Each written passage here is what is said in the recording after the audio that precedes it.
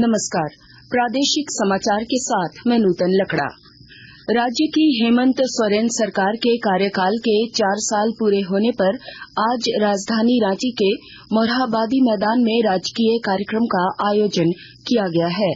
समारोह में मुख्यमंत्री हेमंत सोरेन और झामुमो के केंद्रीय अध्यक्ष शिबू सोरेन के अलावा कई मंत्री, सांसद और विधायक भाग ले रहे हैं। कार्यक्रम के दौरान मुख्यमंत्री ने करोड़ों रुपए की योजनाओं का उद्घाटन और शिलान्यास किया। साथ ही हजारों अभ्यर्थियों के बीच नियुक्ति पत्र का वितरण भी किया। मुख्यमंत्री ने विभिन्न योजनाओं के लाभुकों के बीच करोड़ों रुपए के ऋण और परिसंपत्तियों का वितरण किया। राजकीय समारोह को लेकर सुरक्षा के कड़े प्रबंध किए गए हैं। इसके मद्देनजर शहर की यातायात व्यवस्था में भी बदलाव किया गया है। आजसू पार्टी ने राज्य की हेमंत सोरेन सरकार के 4 साल के कार्यकाल को पूरी तरह से विफल बताया है। पार्टी के केंद्रीय अध्यक्ष सुदेश महतो ने आज पार्टी कार्यालय में एक प्रेस वार्ता में कहा कि सरकार के 4 साल के कार्यकाल में एक भी नीति नहीं बन पाई, जिसका प्रभाव बेरोजगार युवाओं पर पड़े। राज्य सरकार न नीति बनाने में, न नियोजन, न नियम, तीनों ही विषय पर पूर्णतः असफल रही।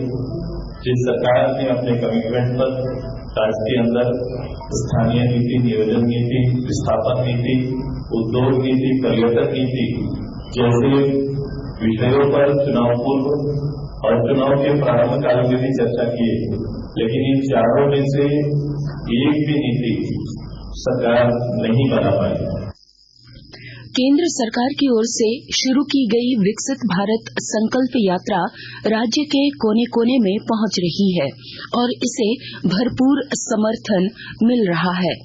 विकसित भारत संकल्प यात्रा के आज उप राजधानी दुमका के सदर प्रखंड की लखीकुंड पंचायत पहुंचने पर स्थानीय लोगों ने गर्मजोशी के साथ स्वागत किया। कार्यक्रम में अन्य लोगों के अलावा दुमका के सांसद सुनील सोरेन और पूर्व समाज कल्याण मंत्री लुइस मरांडी भी शामिल हुई। इस दौरान ग्रामीणों को केंद्र सरकार की जन कल्याणकारी योजनाओं की जानकारी दी गई और उन्हें भारत को विकसित और आत्मनिर्भर राष्ट्र बनाने में अपनी सहभागिता निभाने की शपथ दिलाई गई। मौके पर मौजूदा लाभार्थी सुनीता देवी और संगीता देवी ने केंद्रीय योजनाओं से उनके जीवन में आए बदलाव की कहानी बयां की। हम लोग के सखी मंडल से 38,50,000 डेमो चेक मिला है। बिजनेस से 12 सदस्य है, किसी का दुकान है, किसी का नीचे किसी का नाश्ता दुकान है, किसी का कोल्ड ड्रिंक है। इस तरह करके सबके हमने बिजनेस है। सखी मंडल के 6 सदस्य को बिजली की दुकान के लिए 20,000 रुपया करके मिला है, जिसमें सबके अलग अलग प्रकार का दुकान है। दुमका जिले में धान खरीद की प्रक्रिया 5 धान अधिप्राप्ति केंद्रों के माध्यम से शुरू कर दी गई है।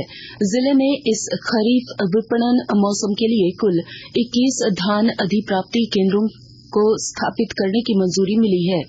इनमें दुमका और गोपीकांदर प्रखंड में एक काठीकुंड, जामा, सरैयाहाट, रानीश्वर और मसलिया प्रखंड में 2 तथा जरमुंडी और रामगढ़ प्रखंड में 3 धान खरीद केंद्र बनाए गए हैं।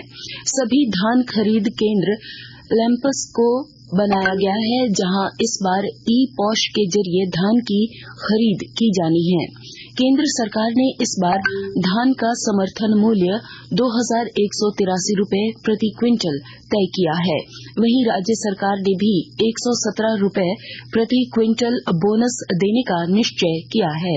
इस तरह किसानों को 2,300 प्रति क्विंटल की दर से धान का मूल्य दिया जाएगा। एक निबंधित किसान से अधिकतम 200 क्विंटल धान खरीद की सीमा तय की गई है। सिमडेगा जिले में सड़क दुर्घटनाओं पर रोक लगाने के लिए जिला प्रशासन की ओर से नो हेलमेट नो पेट्रोल का निर्देश दिया गया है। विस्तृत ब्यौरा दे रहे हैं हमारे संवाददाता। सिमडेगा जिले में सड़क दुर्घटनाओं पर अंकुश लगाने के उद्देश्य से जिला प्रशासन ने नो हेलमेट नो पेट्रोल का निर्देश जारी किया है। इसके तहत जिले के सभी पेट्रोल पंप में उन 2 पहिया वाहन चालकों को पेट्रोल नहीं दिए जाएंगे जो हेलमेट का इस्तेमाल नहीं करते हैं।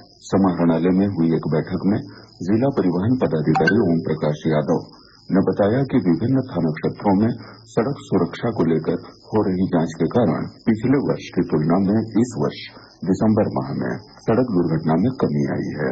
बैठक में उपायुक्त अजय कुमार सिंह ने सड़क दुर्घटनाओं में कमी लाने तथा जांच अभियान चलाने का निर्देश दिया। मनोज कुमार सिन्हा, मनु, आकाशवाणी समाचार, सिमडेगा। इसके साथ ही आकाशवाणी रांची से प्रादेशिक समाचार का ये बुलेटिन समाप्त हुआ। नमस्कार।